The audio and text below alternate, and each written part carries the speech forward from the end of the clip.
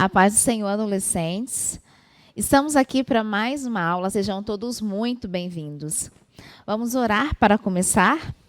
Senhor Deus, Pai, poderoso e grande, ó Deus, nós te agradecemos por esta manhã, te agradecemos, ó Deus, pelo privilégio de ouvirmos a Tua palavra, de poder compartilhar, ó Deus, do Teu amor e de tudo que o Senhor tem feito por nós.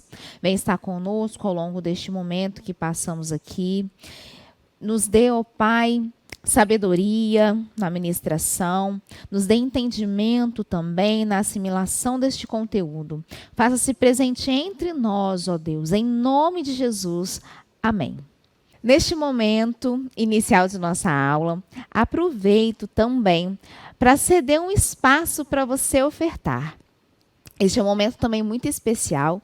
Aqui na parte inferior do seu vídeo estão aparecendo as nossas contas, o PicPay, o Pix da nossa igreja. E também, se você se sentir mais à vontade, pode trazer no culto à noite a sua oferta. Aproveito também para lembrá-los de enviar o seu relatório. Aqueles que não enviaram o relatório ainda, o faça, tá certo? Além disso, aproveite este momento para curtir o vídeo, comentar e compartilhar. E também interaja conosco através do chat, tá certo? Então vamos lá para essa lição tão maravilhosa. Essa lição faz parte de uma revista que diz Adolescentes da Bíblia. Então, como o título da revista já menciona, nós vamos falar sobre os adolescentes, sobre os jovens da nossa Bíblia, né? Que são exemplos de fé, determinação, coragem, obediência, submissão. Então, na primeira lição, nós falamos sobre Isaac. Né? Você deve ter assistido a nossa primeira lição. Caso você tenha perdido a primeira lição, acompanhe aqui no nosso canal, olha aí nos vídeos anteriores, que tem lá a primeira lição. Então, acompanhe, tá certo? Uma lição maravilhosa também, que falou sobre Isaac, que foi o exemplo de um jovem, de um adolescente, muito temente a Deus e obediente a seu pai Abraão. E aqui, hoje, nós vamos falar sobre José. Também, da descendência aí de Abraão, nós vamos falar sobre José, filho de Jacó. O textuário se encontra em Gênesis, no capítulo 37, versículo 3, que diz o seguinte, a versão da revista.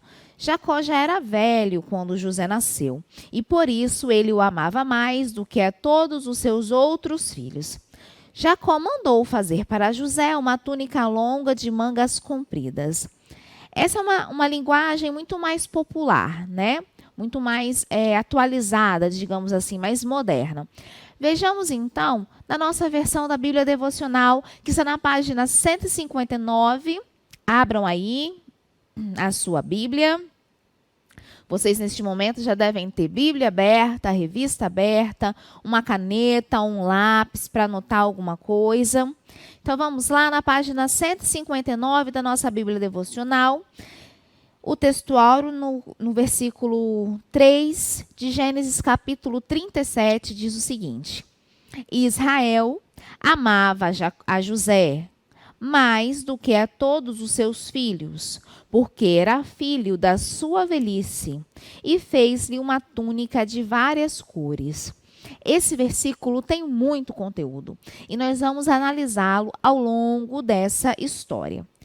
O título da nossa lição diz, fui injustiçado. E se a gente for pensar nesse título, realmente José ele foi muito injustiçado. Né? Ele sofreu na casa de seu pai o desprezo de seus irmãos, foi vendido para o Egito, lá ele foi escravo, quase foi abusado, depois ele teve foi para a prisão, foi preso, enfim, é todo um contexto, nós vamos falar sobre isso ao longo dessa lição, e é todo um contexto muito tumultuado na vida de José. E se a gente fosse pensar, né, nessa questão da injustiça, ele foi muito injustiçado, né? Porque a Bíblia não relata que José era um menino ruim. E mesmo se fosse ruim, né, coitado, passou por tantas coisas, né, que ninguém merece passar por tudo isso. Enfim, porque a lição fui injustiçado. Porque a Bíblia relata que José era um menino muito bom, né? Era querido de seu pai. E essa foi a única causa de ele ter sido desprezado pelos seus irmãos. Mas, então, a gente pode pensar assim, nossa, realmente, coitado de José. E aí a gente pode pensar que ele poderia se sentir a vítima da sociedade, mas não é isso que acontece. Ao final da nossa lição, nós veremos que José tem um ato perdoador, né? Ele perdoa os seus irmãos, né? Gente, eu já dei o spoiler da lição toda para vocês nesse início de aula, mas vamos lá, continuando. Então aqui a gente pode pensar que José, ele poderia sofrer da síndrome do coitadinho. Vocês já ouviram falar sobre isso? É aquela pessoa que se sente vítima de tudo. Eu tenho alguns conhecidos que são assim. Essa pessoa, ela nunca está errada, né? Essa pessoa que sofre da síndrome do coitadinho, ela nunca está errada. É sempre o mundo todo que está errado, ninguém entende essa pessoa, ela sempre está certa, mas ninguém consegue entender ela. Ela é uma pessoa injustiçada por toda a humanidade. José tinha todos os motivos de ser assim, mas o que acontece é o contrário. Tem um determinado momento que ele fala com seus irmãos que não tem problema, que Deus vai tratar com eles, porque ele entende que tudo que aconteceu ao longo da vida dele teve um propósito. Mas vamos lá. Isso nos mostra, então, que tudo depende muito da nossa perspectiva, da nossa percepção sobre o que nos acontece. Assim como José percebeu que tudo tinha um propósito na vida dele, tem pessoas que não pensam dessa maneira. Esses dias eu estava vendo o status do WhatsApp de um amigo meu, que ele postou o seguinte, eu acho que vocês já devem ter visto isso, é uma charge que mostra duas pessoas, dois gêmeos, né, separados do pai. E aí, um bem-sucedido, de terno e gravata, é um empresário, e fala assim, as pessoas perguntam, nossa, mas como você chegou a essa posição? Ele fala, não, é porque eu tive um pai alcoólatra.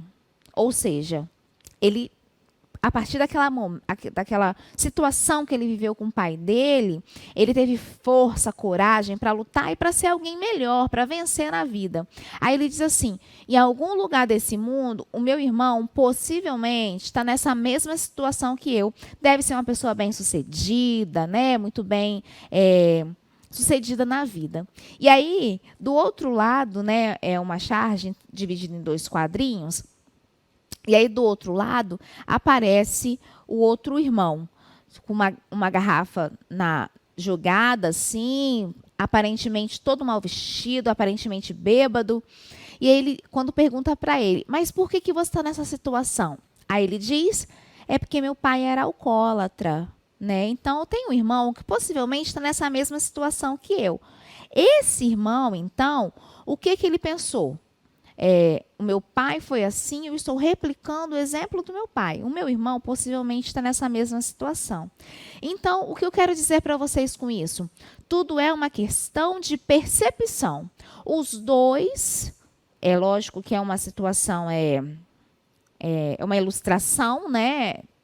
Não aconteceu de verdade, mas os dois passaram pela mesma situação.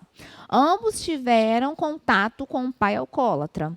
Um optou por seguir o caminho do pai, optou no sentido de viu aquela situação com esses olhos, com esse olhar, né? Seguiu o caminho do pai, do alcoolismo, e o outro tirou força dessa situação vivida com o pai para ser alguém melhor. Então, o mesmo acontece com José.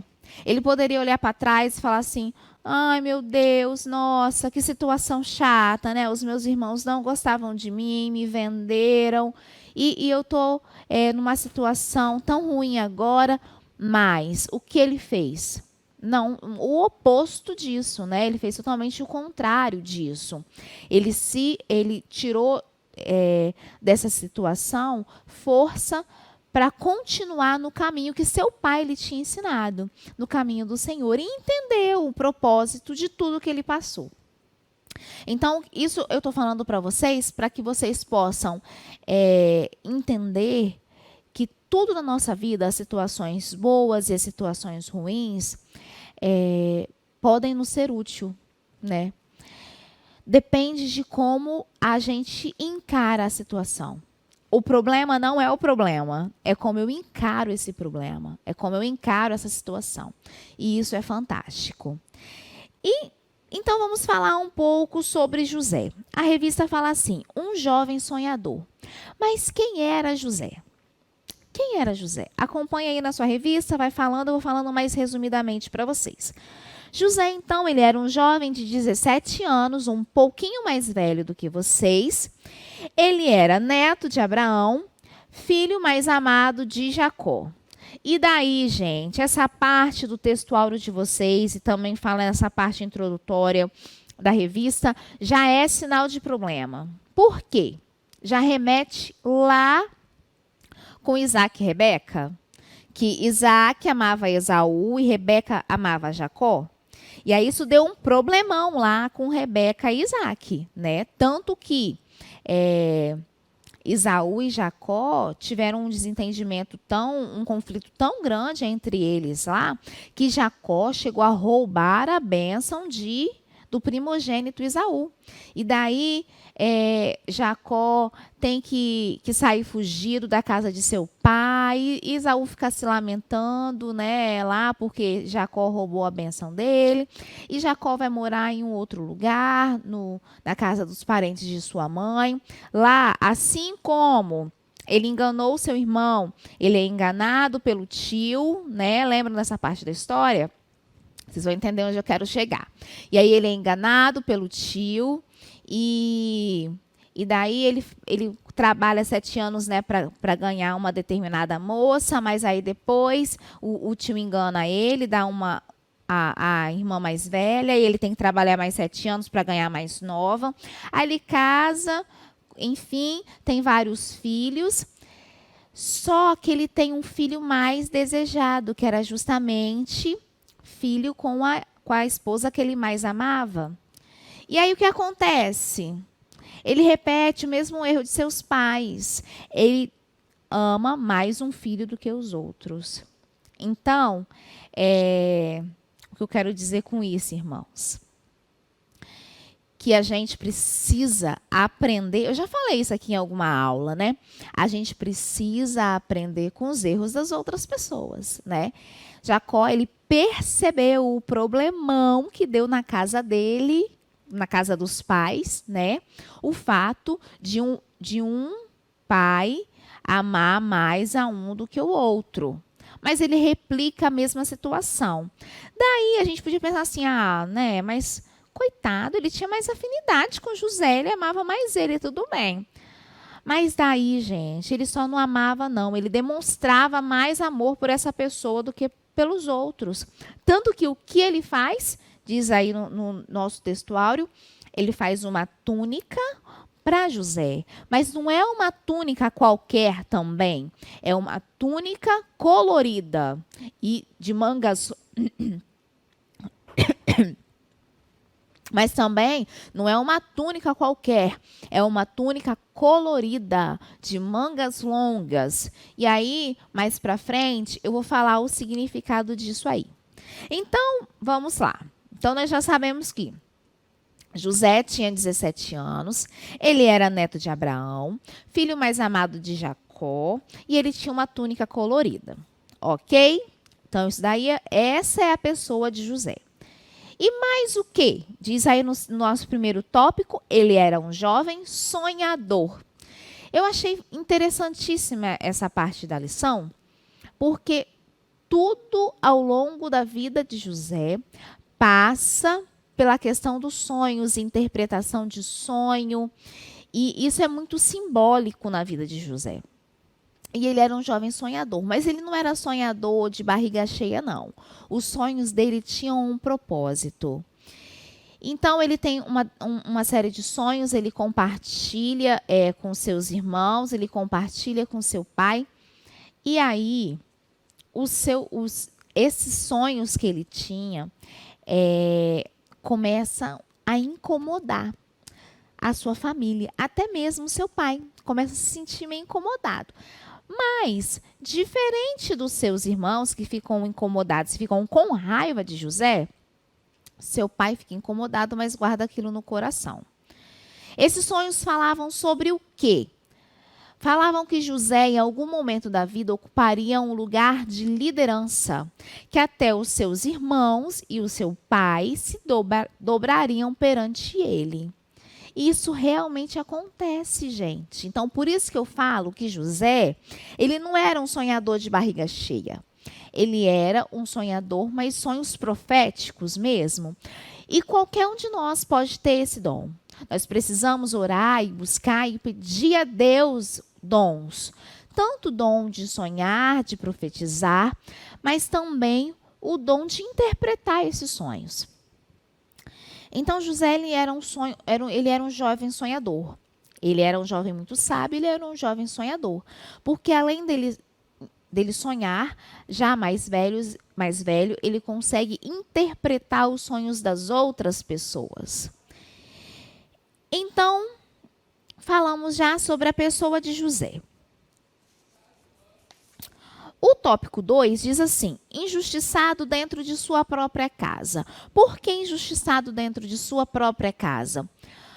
Porque José, como eu disse, esses sonhos começam a incomodar as pessoas. E isso tem um peso muito grande na história de José.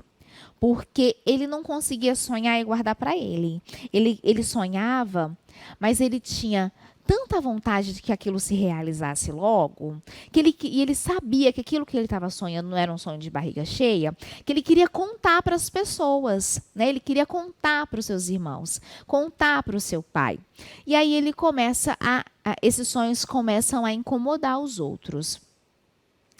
Então, isso desperta a inveja de seus irmãos. Os irmãos de José começam a invejá-lo. Ainda mais porque o seu pai dá a tal da túnica para José.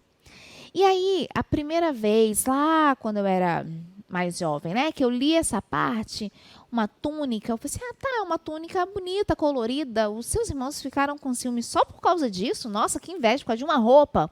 Mas hoje eu percebo que não era só o fato da roupa, mas o que essa roupa simbolizava. Nessa época, as mulheres que usavam mangas longas, elas tinham para quando fosse fazer algum serviço, alguma coisa mais que dependia muito mais desse manuseio, assim, algo das mãos mesmo, elas prendiam a túnica atrás, as mangas, para que essas mangas longas não incomodassem, não atrapalhassem nos afazeres. E aí o comentarista daqui da revista fala que o fato de seu pai ter lhe dado esta túnica simbolizava que José possivelmente não fazia trabalhos pesados, né, que demandasse de muito esforço. E é daí que a gente vê a inveja de seus irmãos. Tanto que, no momento que nós vamos falar agora, que seus irmãos começam a confabular para vender, para matar, na verdade, primeiramente, eles queriam matar José. Os seus irmãos estavam no campo trabalhando e José vai até eles a mando de seu pai. Então, você vê que as tarefas, as atribuições de José eram diferentes das de seus irmãos. Por quê? Porque ele era o preferido de seu pai. Olha o problema que isso daí causou antigamente, né? Lá com Isaac e Rebeca, e agora na vida de José. Gente, isso dá problema, né? Os pais que estão assistindo aí, tenham cuidado com isso. Porque essa questão de um filho se sentir melhor do que o outro, ou inferior do que o outro, dá um problema sério na família. E aí eu queria compartilhar com vocês, na página 159, deve estar aberta aí a sua Bíblia ainda. Eu quero que vocês vão lá, ainda nesse versículo, nesse capítulo 37, no versículo 18. Vamos ver então o encontro de José com seus irmãos, que vai culminar em algo ruim para José. Então o cenário é o seguinte: seus irmãos estão lá trabalhando no campo e o pai de José diz: vai lá, meu filho, vai lá conversar, vai lá dar um determinado recado para os seus irmãos, e José vai ao encontro de seus irmãos. Então, quando seus irmãos estão lá no campo trabalhando, de longe eles já veem José, né? E aí, no versículo 18, ele diz assim: e viram-no de longe, e antes que José chegasse até o encontro de seus irmãos, conspiraram contra ele para o matarem. Gente, olha como essa inveja era tão grande desses irmãos de José, que queriam matar o próprio irmão. E disseram ao outro: eis que lá vem o sonhador mor. Tipo assim, lá vem aquele cara lá, o nosso irmão, aquele enjoado, lá vem ele lá que fica sonhando e falando que a gente vai se submeter a ele. Vinde, pois, agora e matemo-lo, vamos matar ele. Lancemo-lo numa dessas covas e diremos: uma fera o comeu, e veremos que será dos seus sonhos. Olha só, foram irônicos ainda, né? Vamos matar ele, vamos ver o que vai acontecer com esse sonhador, vamos ver o que vai acontecer com esses sonhos de José. E aí o que eu achei interessante é que uma pessoa se levanta e diz não. E ouvindo Rúben, livrou-o das suas mãos e disse: não lhe tiremos a vida. Aí a gente pensa: ufa, nossa, José foi salvo. Né? José foi salvo. Rúben se levantou e falou: não tiremos a vida de José. Também lhes disse Rúben, aí vem: não derrameis sangue. Aí a gente pensa: nossa, ok, tudo bem. Lançai-o nesta cova que está no deserto, e não lanceis mãos dele. A gente fica: uai, como assim? Isto disse para livrá-lo das mãos dele e torná-lo a seu pai. E aconteceu que, chegando José a seus irmãos, tiraram de José a sua túnica, a túnica de várias cores. A Bíblia está enfatizando que não era qualquer túnica, é aquela túnica que eles tinham raiva. Foi essa que José estava tirando que José estava usando nesse dia, e foi essa túnica que seus irmãos tiraram, arrancaram dele. No versículo 24. E tomaram-no e lançaram-no na cova, porém a cova estava vazia e não havia água. E aí daí a gente pensa: Rúben é uma pessoa muito legal, né? Vai livrar José de seus irmãos, porque aqui ainda fala, né? Que Rúben diz: não mata ele não, joga na cova, na intenção de fazer com que ele fosse resgatado ali para levar para o seu pai depois, né, depois de um tempo, enfim, ele ia dar um jeito. Só que aí acontece alguma coisa aqui que Rúben, ele tem que se afastar de seus irmãos. E aí Rúben retorna lá no versículo 29. Olha só o que vai acontecer. E voltando, pois, Rúben à cova, eis que José não estava na cova. Por quê? Porque já tinha passado a caravana que estava indo para o Egito, e seus irmãos os outros, né, já tinham vendido José para os mercadores lá do Egito. E aí Rúben, vendo que José não estava na cova, rasga suas vestes. E voltou a seus irmãos e disse: o menino não está, e eu aonde irei? Ou seja, o menino não está na cova. O que a gente vai fazer agora? O que eu vou fazer? O que eu vou falar para o meu pai? Então, tomaram a túnica de José e mataram um cabrito e tingiram a túnica no sangue. E enviaram a túnica de várias cores, mandando levá-la a seu pai. E disseram: temos achado esta túnica. Conhece agora se esta será ou não a túnica de teu filho. Jacó, quando bateu o olho na túnica, falou: é a túnica que eu dei para José. Meu filho está morto.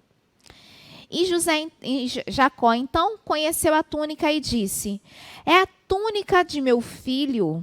Uma fera o comeu. Certamente José foi despedaçado. Então Jacó rasgou as suas vestes, pôs saco sobre os seus lombos e lamentou a seu filho muitos dias. E levantaram-se todos os seus filhos, preste atenção nessa parte, e todas as suas filhas para o consolarem. Recusou, porém, ser consolado e disse: porquanto com choro hei de descer a meu filho até a sepultura. Ou seja, ele não se conformou, ele disse que não iria se conformar diante do falecimento de seu filho. E aí, gente, eu fico pensando aqui em Rúben. Sabe por quê? Lá atrás, no versículo 18, lá quando a gente iniciou a leitura, Rúben, ele teve voz diante dos seus irmãos.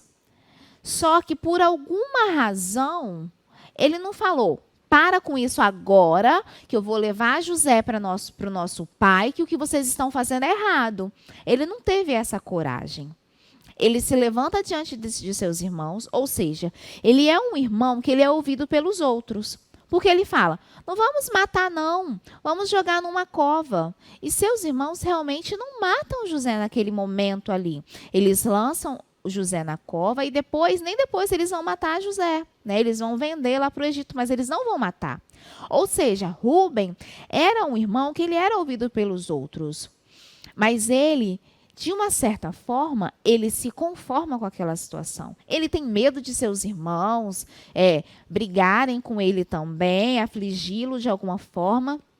E ele fica em cima do muro, né? Não faz isso não, vamos jogar ele na cova. E isso, irmãos, nós fazemos diariamente, sabia?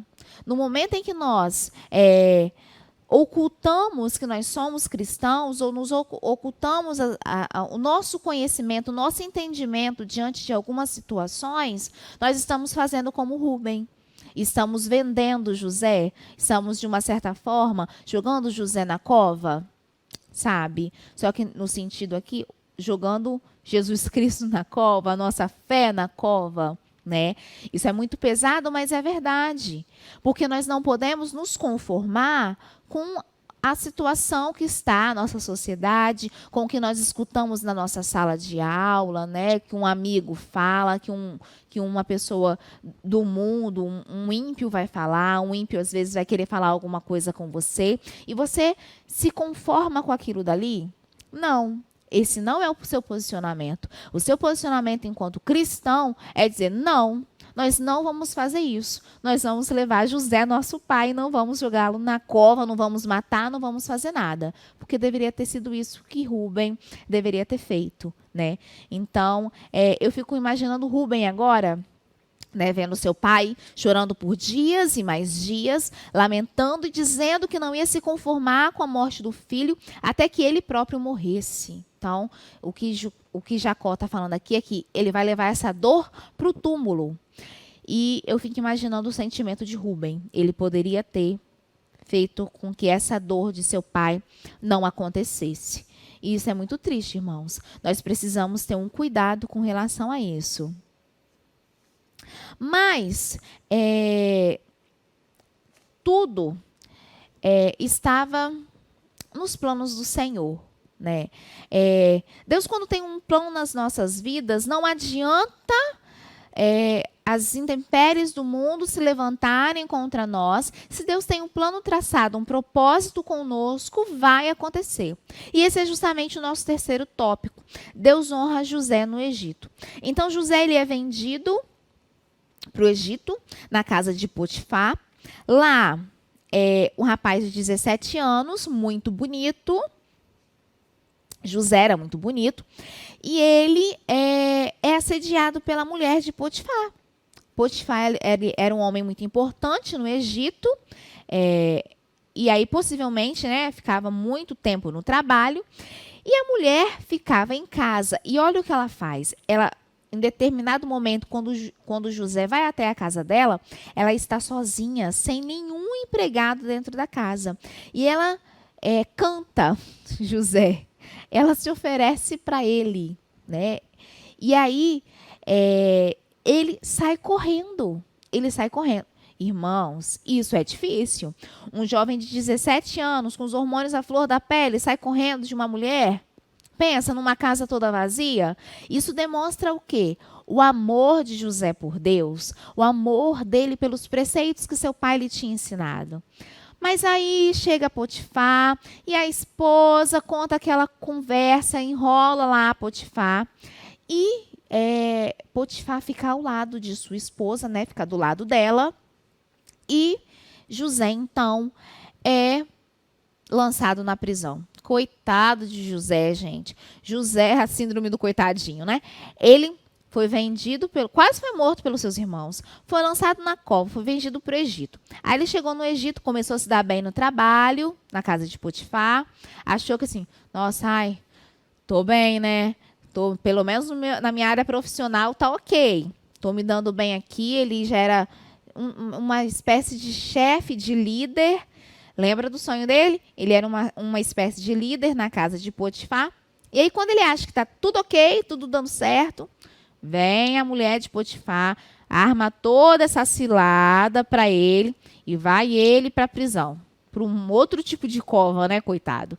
Justamente, injustamente, ele vai lá para a cova, ele não tinha feito nada com ela.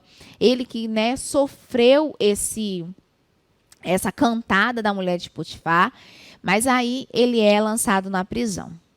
E aí ele pensa que está tudo ruim. Ai, meu Deus, estou em outra cova, gente. Está ruim demais, né? E ele começa a se dar bem lá na prisão também. Tá vendo, gente? Quando Deus tem um plano nas nossas vidas, não adianta, vai se concretizar. Ele começa a se dar tão bem lá, né, ter tanta confiança das pessoas que administravam a prisão, que ele passa a ter a chave da prisão e cuidar dos outros presos. Vocês imaginam isso? Imagina aqui, nos nossos presídios brasileiros, os policiais darem a chave para um prisioneiro cuidar dos outros presos. Isso a gente pensa assim, é impossível de se acontecer. Mas o caráter de José era tão visível que ele demonstrava tanto que ele era uma pessoa correta, uma pessoa de Deus, que até mesmo na prisão ele consegue uma posição de destaque. Então veja bem, ele tinha destaque na casa de seu pai, e ele tinha destaque na casa de Potifar, ele já era o líder ali daquela propriedade, né, na ausência de Potifar, ele que liderava as situações ali, o que tinha que acontecer.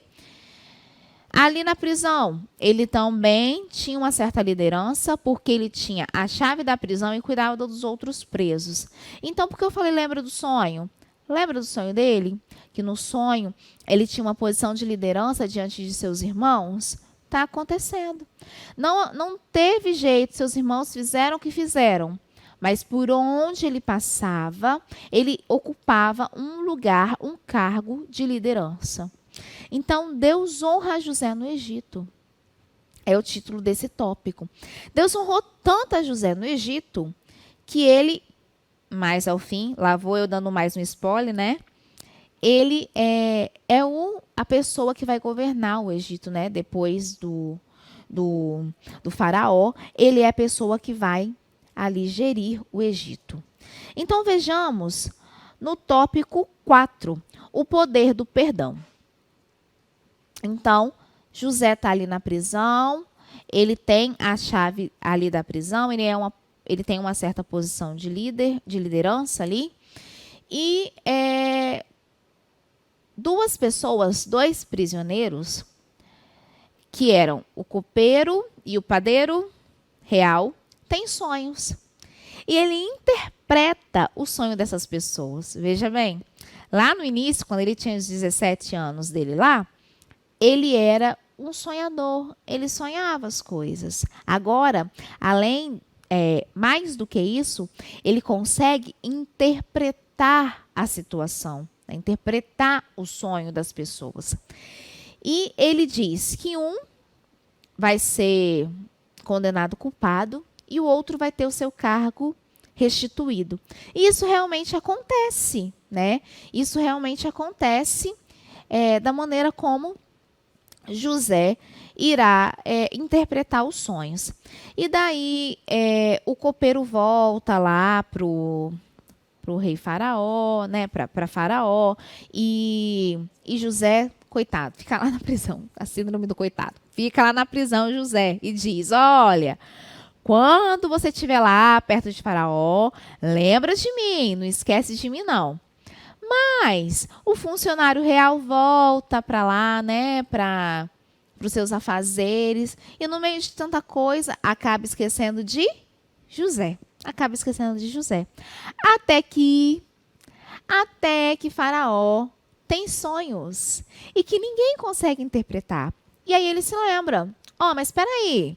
Quando eu estava lá na prisão, eu tive um sonho. E o rapaz que me entrevistou lá, que interpretou o meu sonho lá na prisão, foi Batata. Ele falou justamente o que aconteceu. Então o Faraó, já desesperado, porque ninguém conseguia interpretar o sonho dele, diz o quê? Chama esse rapaz. José aí já era bem mais velho, um pouquinho mais velho, né? Chama esse rapaz. E aí José interpreta os sonhos de Faraó e, mais do que isso, ele dá a solução que diz respeito à administração financeira do Egito. Então ele diz: o Egito vai passar por um tempo de muita bonança, mas também vai passar por um tempo de muita seca, de muita escassez. E aí Faraó fala assim: você é muito sábio. Você vai ser a pessoa que vai cuidar do Egito no meu lugar, né? Não no lugar, né? Na ausência, né? Assim, ele era o segundo, ele era o governador do Egito após Faraó. E aí uma grande seca realmente acomete aquela região. E o que acontece? Os irmãos dele vão até o Egito atrás de alimento, atrás de recursos. E quem eles encontram lá? José. Mas seus irmãos olham para o governador do Egito e não o reconhecem. Mas José não, José reconhece seus irmãos. Não tem aquele negócio, quem deve esquece, mas quem é o credor não esquece, não? Como que é? Quem bate esquece, mas quem apanha não esquece. Foi justamente o que aconteceu, né? Os irmãos de José esqueceram, né, de José lá, olharam, não reconheceram. Mas José não. José bateu os olhos nos seus irmãos e se lembrou dele, sim. Mas aí, aqui, eu também fico pensando como José deveria estar diferente. Seus irmãos conheciam um jovem de 17 anos, inocente, com túnicas compridas, o predileto do seu pai, o filho preferido. Eles conheciam essa pessoa. Eles não conheciam já um rapaz, uma pessoa mais velha, né, que tinha poder sobre todo o Egito.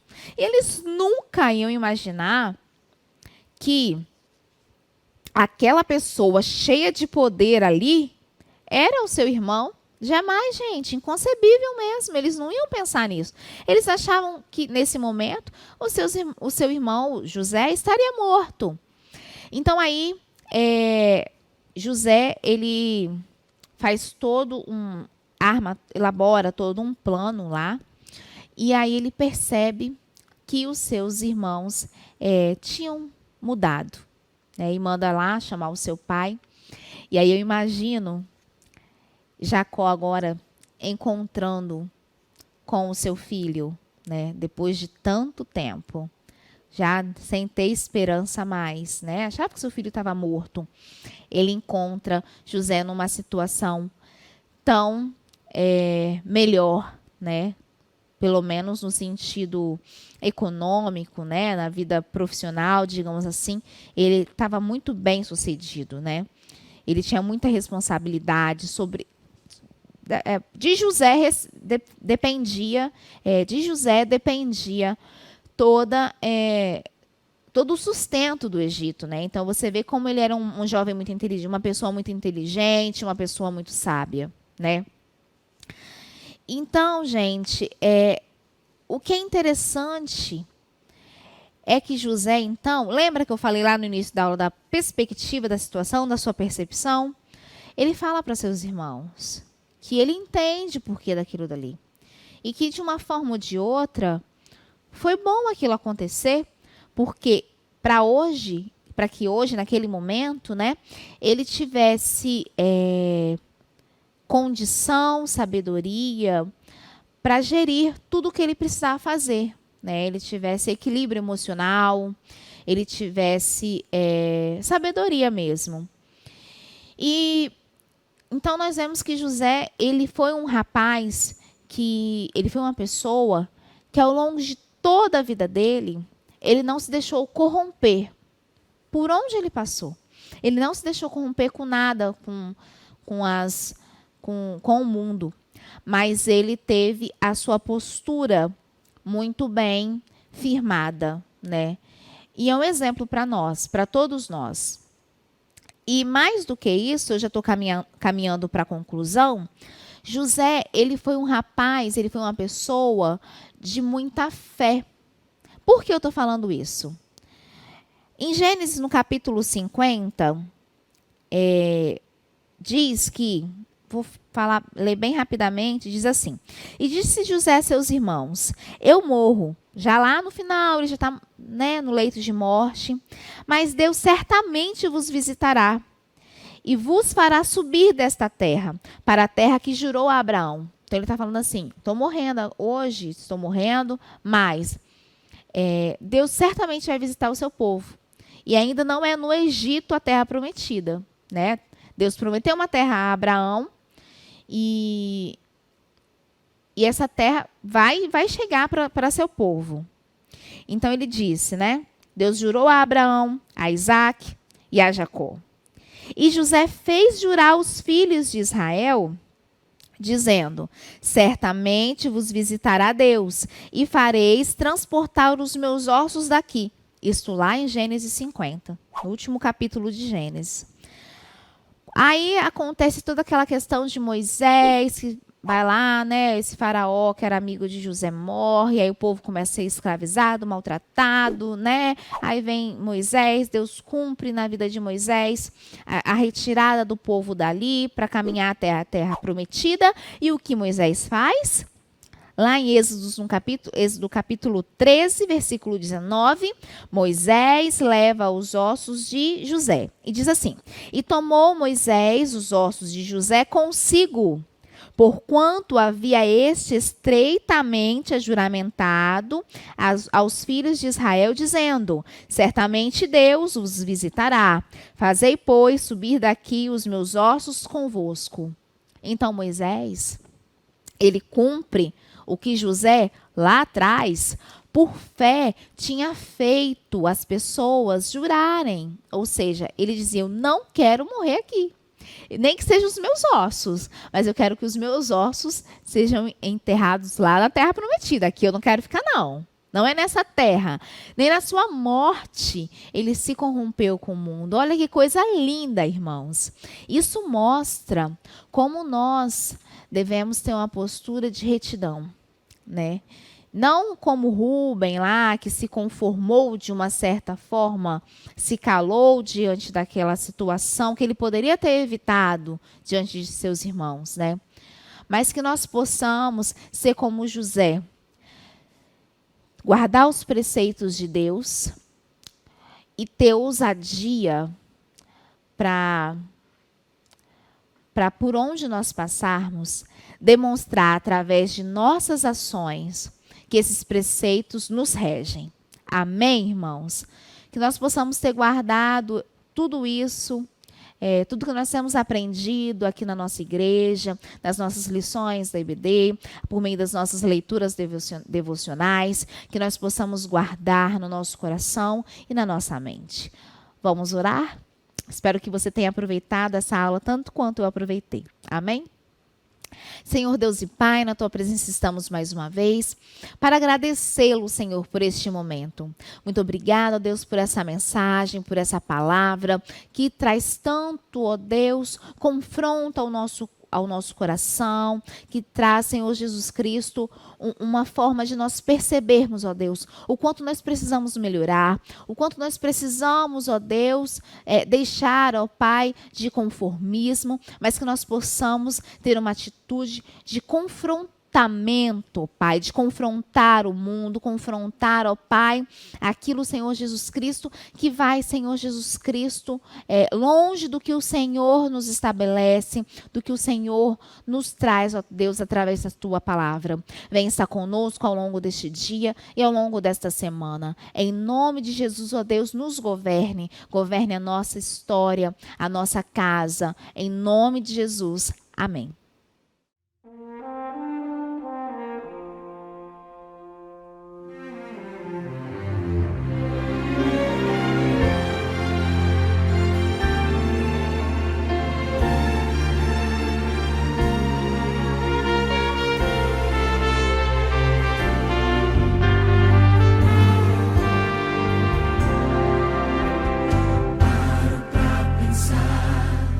Desafios deste meu viver, paro pra ouvir o que a voz de Deus quer me dizer. São tantas as pressões